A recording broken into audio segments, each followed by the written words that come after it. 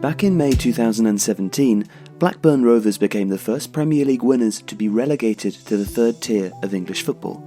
Their annual accounts make for similarly difficult reading. The club's total income was £14.9 million, down 32% from the previous year. Wages stood at £22 million, down 13%. The club's loss before player sales was £13.7 million, down 17%, and finally, borrowings stood at £112.8 million. The club was acquired by Venkateshwara Hatcheries in October 2010, and this analysis focuses on the finances under their ownership.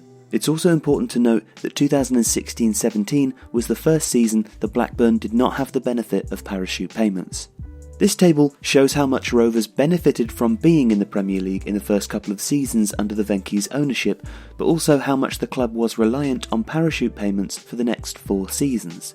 Like all clubs, Blackburn earn their income from 3 revenue streams: matchday, broadcasting and commercial.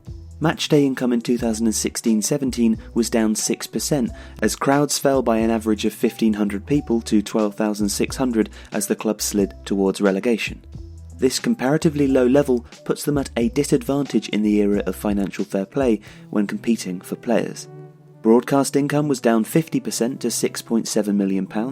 This was due to Rovers' 4-year receipt of parachute payments finishing the previous season, combined with the club rarely appearing on Sky at Ewood, which is worth £100,000 per match. As a consequence, the club has the second lowest broadcast income total in the division.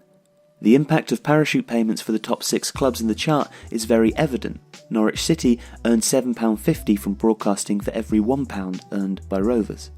Commercial income fell only by 3%, which, given Rovers' relative lack of appeal to commercial partners, is probably a reasonable effort. What is unclear is how much of this is the club's holding company, Venky's London Limited. The accounts do contain a mysterious note tucked away on page 29 showing that Rovers received £3.7 million from the parent company. If this is included in commercial income, then there's not a lot of money being generated from other commercial relationships.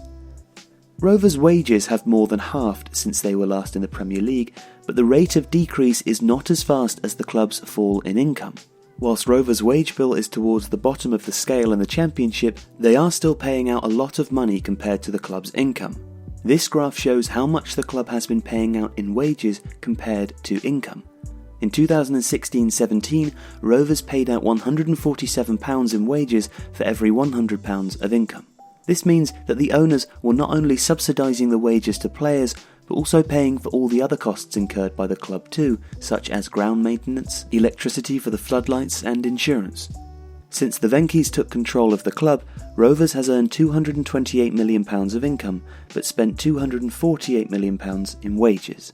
When the Venkys took over Rovers, the club had debts of £21 million.